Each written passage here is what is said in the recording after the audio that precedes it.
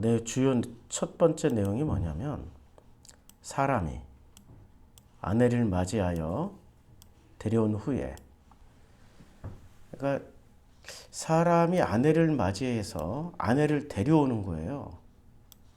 이런 문장 하나에도 우리는 아무 생각 없이 그냥 넘어가죠. 그런데 어느 지역이나 어느 지역에서 또 어떤 풍습에서는 사람이 아내를 맞이하여서 데려가지 않고 그 사람이 아내 집으로 갑니다. 그렇잖아요. 예. 그런 지역이 굉장히 많아요. 그런 문화 풍습을 가지고 있는 데가. 그러니까 사람이 아내를 맞이하여 데려온 후에, 이 문장 안에는 어떠한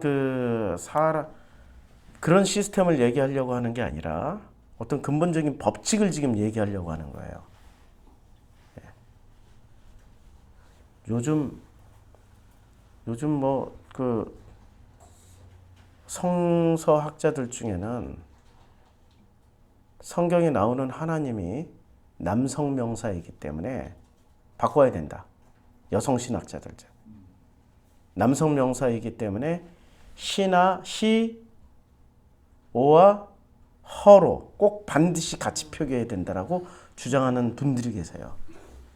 문자에 붙여, 그런 분들도 문자에 붙여져 있는 문자주의자들이에요. 언제나 우리는 조심해야 될 게 이데올로기. 그 문자주의로 해석하는 사람들이 특징이 강력한 이데올로기를 가지고 있는 사람들입니다. 언제나 거기에 조심해야 돼요. 데려온 후에, 이제 데려왔어요. 아내를 데려온 후에 그에게 수치가 되는 일이 있음을 발견을 해요. 수치가 되는 일. 뭐 여러 가지가 있겠죠. 빚을 지고 왔다든지, 아니면 또 몸으로도 기대하지 않았던 어떤 수치가 발견됐다든지, 뭐 병이 있다든지. 그럼 그를 기뻐하지 아니하면 뭐를 하냐면 이혼 증서를 써서 그의 손에 주고 그를 자기 집에서 내보내요. 이혼 증서를 주면은 이게 나쁜 게 아니고, 그러면 그 여자는 그의 집에 나가서 다른 사람의 아내가 될 수도 있어요. 그러니까 자유롭게 해주는 거예요. 어떻게 보면 굉장히 좋은 시스템이란 말입니다. 근데 이게 어디서 일어나는 일이라고요? 광야에서 일어날 일이에요? 아니면은 가나안 땅에 가서 해야 될 일이에요? 예. 예? 아니, 지금 이게 가나안 땅 들어가기 직전이니까 신명기는 광야에서 행했던 일을 말씀하는 게 아니라 가나안 땅에서 행할 일을 모세가, 당신은 가나안 땅을 못 넘어가니까 가서 이렇게 살으라고 다 전해주는 이야기예요. 예. 그러니까 가나안 땅에 가서 이런 일을 하라고.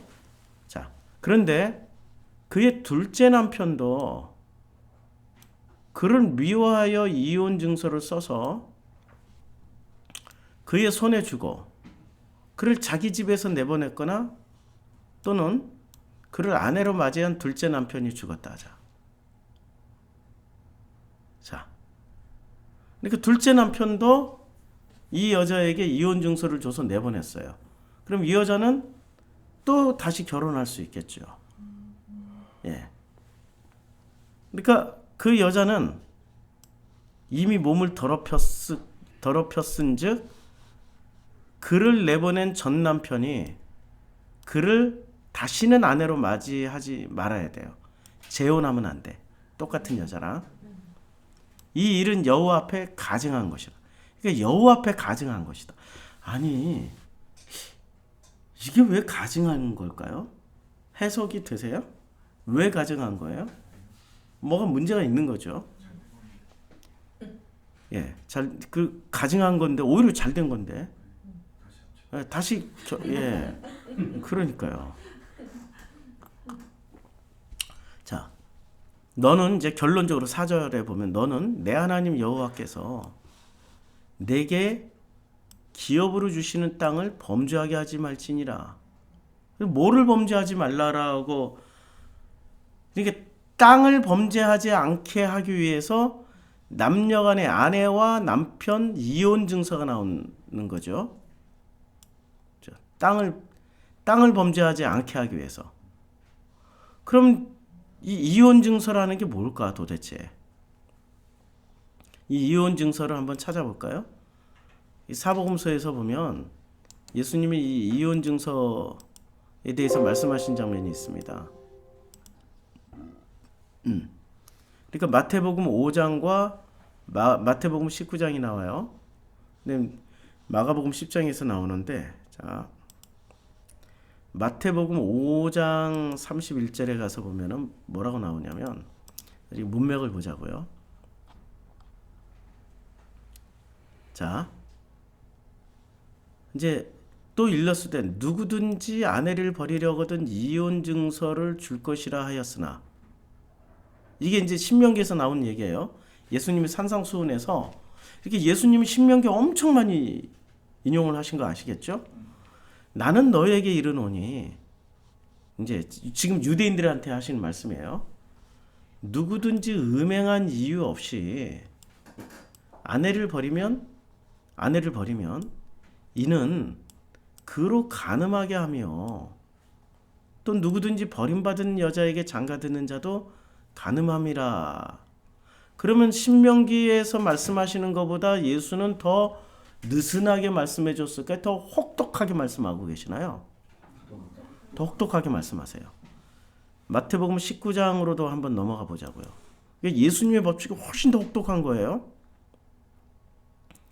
자, 바리새인들이 예수께 나와서 예수를 시험해요. 그래서 시험 문제를 내줘요. 사람이 어떤 이유가 있으면 그 아내를 버리는 것이 옳으니까 신명기 말씀을 인용한 거예요. 이렇게 신명기는 복음서에서 엄청 많이 인용돼요. 그래서 예수께서 이제 대답을 하세요. 사람을 지으시니, 이게 누구예요? 사람을 지으시니가? 하나님이죠. 아버지 하나님이시죠. 본래 그들을 뭐로 만들었어요? 남자와 여자로 만드시고. 바리새인이 물으니까 예수는 산상수훈에서 아주 혹독하게, 버리는 것도 간음이요, 버린 여자랑 또 결혼하는 것도 간음이고, 혹독하게 말씀하신 거예요. 하지 말라는 거, 아예 버리는 행위를 하지 말라는 거예요. 그리고 버린 당한 여자하고도 결혼하지 말라는 거예요. 근데 예수께서 19장에서는 바리새인들에게 설명을 해줘요. 그 이유를. 사람을 지으신 이가 본래 그들을 뭐로 만들었어요? 남자와 여자로 만들었다는 거예요. 말씀하시기를 그러므로 그 사람이 그 부모를 떠나서 아내에게 합하여 그 둘이 한 몸이 될지니라. 이게 창세기 2장 마지막 절이죠. 예, 마지막 절을 인용하셨어요. 아내에게 합하여 그 둘이 한 몸이 될지니라 하신 것을 읽지 못하였느냐. 그런즉 이제 둘이 아니요 한 몸이니. 그러니까 버린다라는 것은 있을 수 있는 일이에요.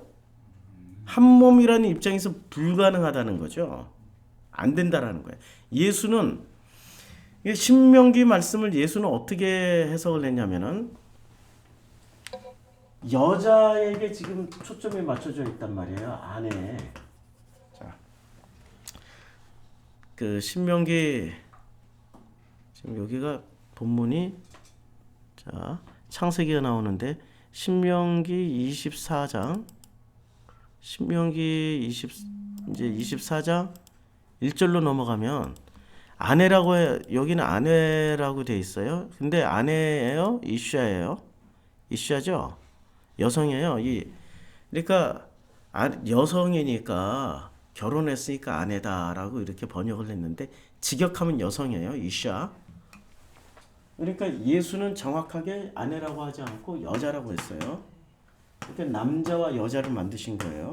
그러니까 이 이슈아의 출발점은 어디서 나오냐면 이슈아가 최초로 등장한 게 창세기 2장 22절에 등장해요. 여호와 하나님이 아담에게서 취하신 그 갈빗대로 여자를 만드시고, 여자를 만들었죠. 그를 아담에게로 이끌어 오세요. 그다음에 23절. 아담이 가로되 이는 내 뼈 중에 뼈요 살 중에 살이라 이것을 남자에게서 취하신즉 여자라. 그러니까 여자는 자 여자 지금 신명기에서 번역을 이걸 아내라고 번역해서 지금 우리가 이미지가 좀 거시기한데 원래 여자예요. 여자로 번역을 하면은 여자의 기원은 갈빗배에서 나오는 원래 한 몸이었어요. 한 몸을 나눌 수가 있나요? 없죠. 그렇죠?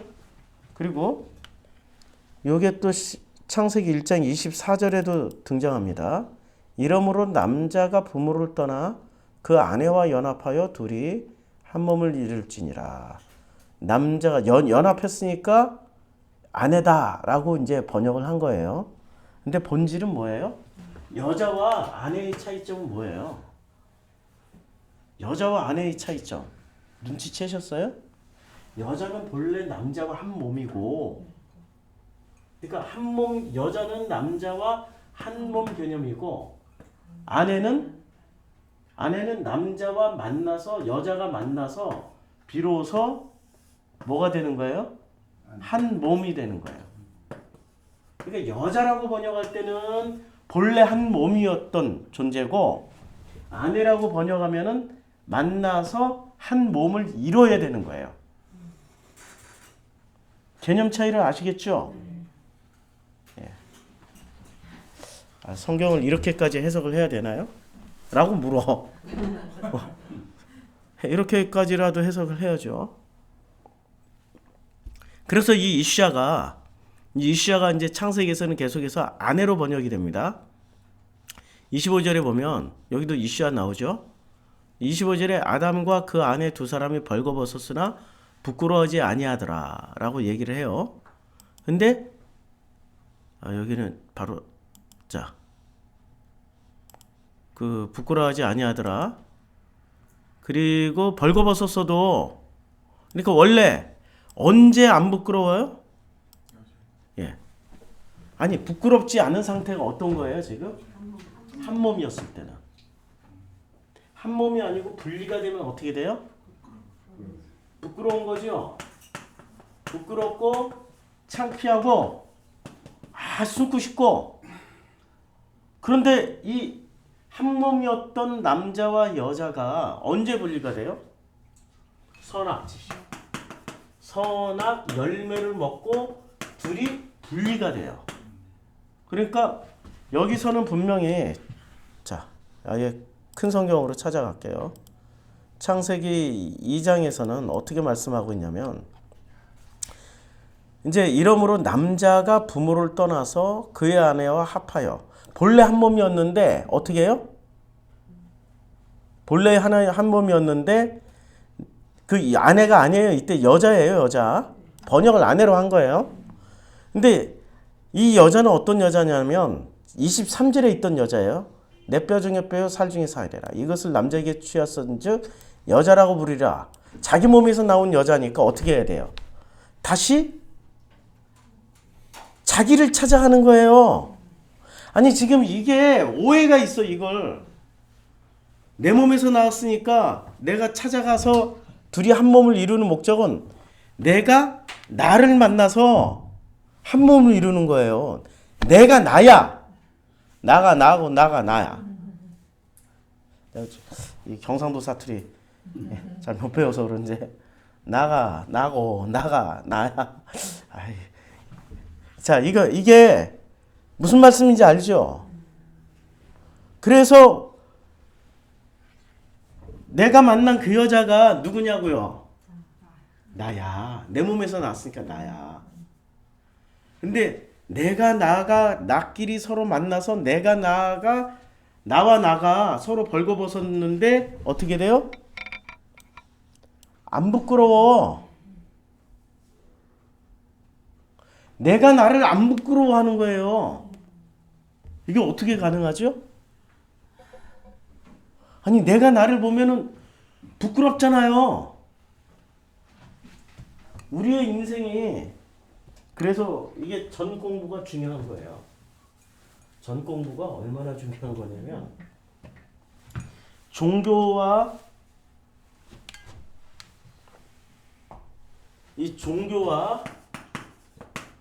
정치 이데올로기는 정치 이데올로기는 우리의 인생을 어떻게 가르쳐주냐면 이렇게 시작과 끝을 지금 기독교에서 가르쳐주는 역사관은 이거잖아요.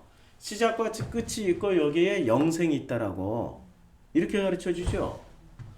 이러한 인생을 가르쳐준단 말이에요. 그러면 이러한 인생에는 뭐만 있어요? 평탄한 것만 있잖아요. 이 평탄할 때는 안 부끄러워요. 나라는 사람의 인생이. 그런데 이 종교와 정치 이데올로기를 걷어내고 진짜 현실의 그 운명을 보면 우리는 이렇게 살고 있다고요.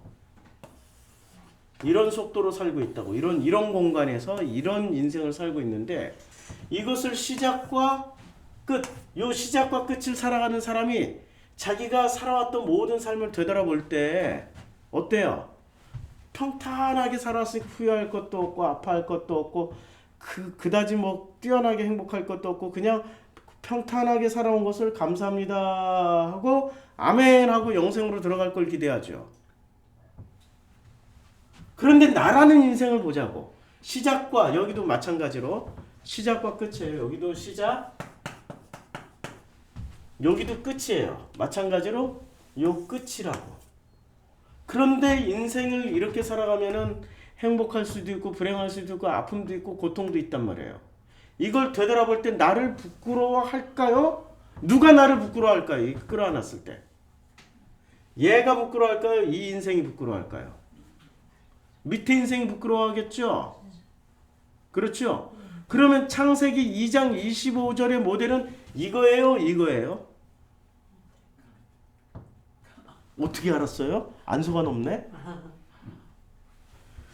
끌어안고 안 부끄러워해야 될 인생이 이거라고요. 그치요? 맞죠? 이거면은 종교 필요 없다니까? 이런 인생이면 하나님도 예수도 다 필요 없어요. 우리가 이렇게 태어나서 이렇게 살 것 같으면. 근데 예수가 왜 필요하고 왜 은혜가 필요하냐면 나라는 인생의 시작과 끝에서 이 모든 것이 굴곡진 삶을 살았던 나의 모든 삶을 감사합니다.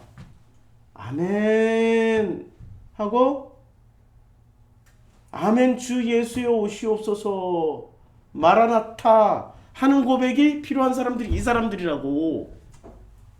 이해하시겠죠? 자, 그런데 3장으로 넘어가자마자 어떤 일이 벌어지냐면 선악 지식을 먹어요. 그리고 결코 죽지를 않으려고 그래. 선악 지식을 먹으니까 요게 평탄하고 살만하니까 안 죽고 계속 가려고 그래. 영생을 안 죽고 계속 가려고. 이걸 계속 유지하려고 그래. 안 죽어요. 선악 지식을 먹으면. 끝까지 이 삶을 추구한다고요. 그래서 눈이 밝아져요. 어떻게 돼요? 하나님이 아담을 부르시되 자 두려워하여 숨었어요. 누가 내 벌거벗었음을 날렸느냐? 그랬더니 나와 함께 있게 하신 여자가 나와 함께 있게 하신 여자예요. 나와 함께 있게 하신 여자가 누구예요? 실체는 나. 내가 나에게 지금 부끄럽다고 얘기해 주는 거예요. 그게 양심이라고. 그래서 유능길인가? 뭐 있잖아요. 그 마음 뭐 가르쳐 주는 사람. 유능식인가? 대통령 후보까지 나왔다.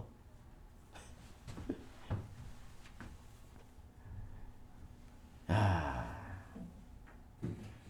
양심 운동하잖아 이거는. 그러면 여자가 어떤 역할을 했어요? 또 다른 나가?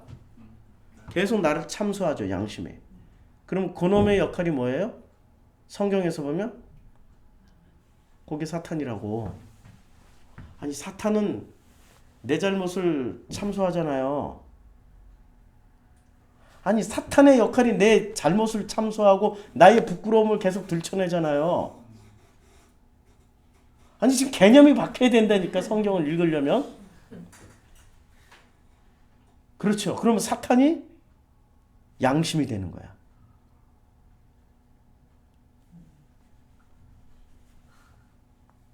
맞잖아요. 지금 역할이 딱 그거잖아요.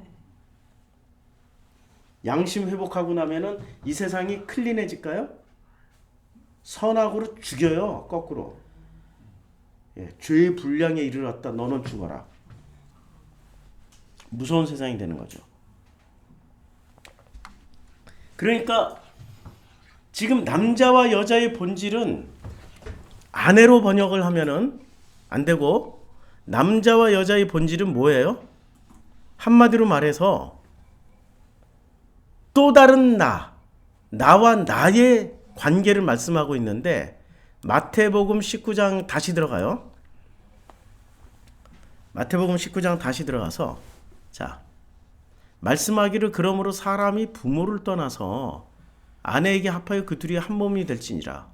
이 말씀이 이제 다르게 읽히는 거죠. 어떤 뉘앙스예요? 내가 나와 만나서 둘이 화해를 이루고 한 몸이 되어서 서로 부끄럽지 않게 연합을 하는 게 예수가 말씀하신 본질이에요. 지금 나와 나니까. 그런즉 이제 둘이 아니요 한 몸이니 그러므로 하나님이 짝지어 주신 것을 나누지 못할지니라. 이것을 바울은 어떻게 얘기했어요? 옛사람과 새사람, 겉사람과 속사람, 둘이 만나서 하나가 돼야 되는 거예요. 이제 이해가 되죠? 예. 근데 사람들은 어떻게 해요? 그걸 바리새는 지금 나눴다고. 바리새가 나눌 때의 기준이 뭐예요? 선한 양심을 가지고 얘기한 거예요. 나눴으니까 선한 양심이 참소로 하는 게 그게 더 적당하지 않아? 그게 더 맞지 않아? 그게 더 종교적이지 않아? 그게 원래 성경적이지 않아? 이렇게 묻는 거라고요. 근데 예수는 어떻게 해요? 그거 아니야. 만나서 둘이 서로 참소하지 말아야 돼. 그렇죠? 그래서 바리새가 하나 더 진행해 가요. 신명기에 있는 법전을 알고 있으니까. 자, 그러면 어찌하여 이제 묻는 거예요. 어찌하여 모세는 이혼 증서를 주어서 버리라 명하였나이까? 예수께서 뭐라고 말씀하시냐면, 예수께서 말씀하셔서 모세가 너희 마음의 완악함 때문에 아내 버림을 허락하였거니와 본래는 그렇지 아니하니라. 그러니까 모세의 마음을 읽는 거예요. 아내를 버리라고. 그러니까 마음이 완악해. 왜 완악해요? 선악 지식을 먹었으니까. 근본은 마음이 완악한 거는 왜 완악하냐면 선악 지식 열매를 먹었기 때문에. 지금 선악 지식 열매를 먹은 사람들이 광야에서 40년 훈련을 받았잖아요. 40년 훈련을 받았으니까 어떻게 돼요? 훈련을 받고 이제는 가나안 땅 가서 실천을 해야 되죠. 훈련 받은 것을 실천하는데, 이 실천하는 목적이 뭐예요? 둘이 연합해서 한 몸을 이루는 걸 실천하는 거잖아요. 한 몸. 그럼 누구랑 한 몸이 돼야 돼요? 나와 내가. 그 다음에 좀 더 확대하면 나와 12부족이. 그리고 좀 더 확대하면 12부족과 가나안의 10지파가. 아니 목사님 진멸하라고 그랬는데. 네, 진멸하라고 그랬는데. 이거 뭐 어떻게 한 몸이 되면 아니 진짜 진멸이. 자, 우리가 사랑의 원자탄 누구요? 네, 손양원 목사. 자기 아들 죽인 사람을 아들로 입양해서 일평생 그 아들을 끌어안고 살아버렸어요. 자, 분리를 했습니까? 끌어안았습니까? 끌어안았죠. 끌어안았죠. 이게 맞아요? 아니면 너는 내 아들 죽였으니까 넌 죽어야 돼 하는 게 맞아요? 끌어안는 게 맞죠? 자, 그럼 지금 한 몸을 실천하신 분이 손양원 목사님이세요. 그러면 가나안의 10부족을 진짜로, 그러면 이 입양 당한 그 살인자는, 입양 당하는 순간 이 살인자는 어떻게 돼요? 진멸 당하는 걸까요? 살아남는 걸까요? 진멸 당하는 거죠. 뭘 진멸당해요? 자기가 가지고 있던 이데올로기 때문에 죽였잖아요. 뭐가 진멸당해요? 그렇죠. 그거 내려놓고 사랑 안에서 자기 이데올로기가 진멸당하는 거죠. 그렇죠. 진짜 진멸은 나하고 다르다고 해서 죽이는 게 아니라 끌어안아서 한 번 만들어버리는 거예요. 여기까지 이해가 되죠? 자, 그러니까 모세가 말씀하신 데 모세의 마음을 아는 거야. 너희의 마음이 완악하기 때문에. 그러니까 너희가 이게 지금 몇천 년 전 얘기예요. 근데 지금 이 대상을 누구한테 얘기를 해요? 바리새인들. 너희 마음이 완악하기 때문에. 우리 성도님들은 우리 교회 말고 하도 목사를 인격적으로 굉장히 훌륭한 존재로 만들어놨기 때문에 저한테 그렇게 비판하는 분이 많아요. 목사님, 동작도 좀 부드럽게, 말씀도 온화하게. 그래야 목사님 많은 사람들이 듣고 다른 사람에게 전해주기도 훨씬 편해요.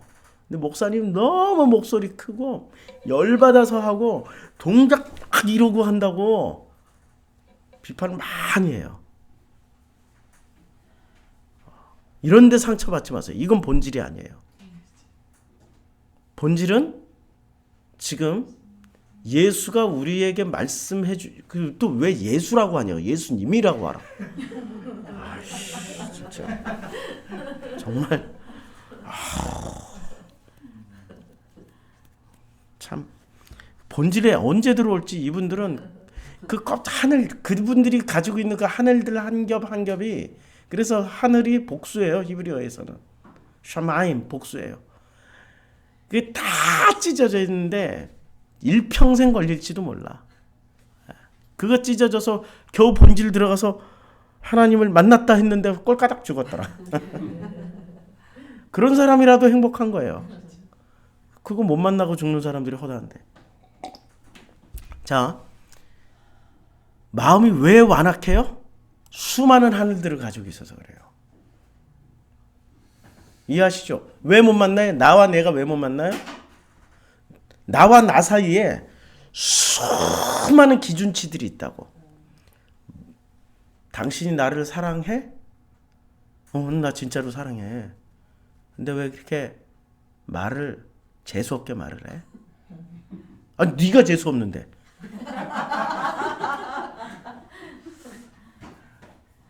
그 사람의 사랑 기준은 마음을 들여다본 게 아니라 여보 사랑해. 이게 기준이야. 이 기준치 죽어야 돼. 그래야 나와 그 여자가 만난다니까요. 수많은 기준치들. 여보 나를 사랑해? 진짜로 사랑해. 왜 물어? 당신 말할 때마다 나한테 손가락질 하잖아. 아니고 이거 원래 내 습관인데. 나를 사랑하면은 이건 내려놔? 응? 수많은 기준치들이 있어가지고 못 만난다고요. 예수를 왜 못 만나냐면 너희의 마음의 완악함 때문이에요. 모세가 이걸 본 거예요. 그러니까 여자를 만나요, 못 만나요? 못 만나니까 버려야 되잖아. 못 만난 놈은. 그치요? 버려야 되니까 어떻게 돼요? 그래서 허락을 해준 거야. 이혼 증서라도 써줘. 왜냐면 이 여자는 다른 데 가서 딴 놈이라도 만나서 한 몸을 이루어야 되는. 불행한 거지 진짜. 그래서 본래는 그렇지 아니하니라. 내가 너희에게 말하노니 누구든지 음행한 이유 외에 아내를 버리고 다른 데 장가드는 자는 음행이 여기서 뭐죠? 아니, 성경에서 말하는 모든 음행은 간음이나 실제로 어떤 그런 관계가 아니고 하나님과 우리와의 관계예요. 설명 안 해도 되겠죠. 하나님과 우리와의 관계가 깨지면 그게 음행이에요. 그러니까 하나님과 그 여자와의 관계 외에 그 관계가 깨진 것 외에는 무조건 다른 데 장가드는 건 간음이야. 왜 간음일까요? 나와 나가 만나는데 그 나가 아버지를 아닌 어떤 이데올로기를 섬기고 있는 거예요. 그럼 어쩔 수 없어. 결별을 해야 돼. 그거 외에는 안 된다는 거야. 여기까지 이해하셨죠? 그럼 다시 이게 지금 예수님의 말로 풀어가려니까 이렇게 복잡해요. 예수님 뭐라고 말씀하셨냐면 자 50 마태복음 5장 31절 누구든지 아내를 버리려고도 이혼 증서를 줄 것이라. 나는 너에게 이르는 누구든지 음행한 이유 없이. 이제 음행이 뭔지 아시죠? 하나님을 선택하지 않고 이데올로기를 선택하는, 종교 이데올로기, 정치 이데올로기를 선택하면, 선택한 아내를 버리면 이는 그로 간음하게 하며 또 누구든지 버림받은 여자에게 장가드는 자도 간음합니다. 이렇게 말씀하고 있어요. 자, 그리고 다시 신명기로 들어갈게요. 신명기 24장 1절부터 4절까지 결론은 뭐예요? 이혼 23장이네.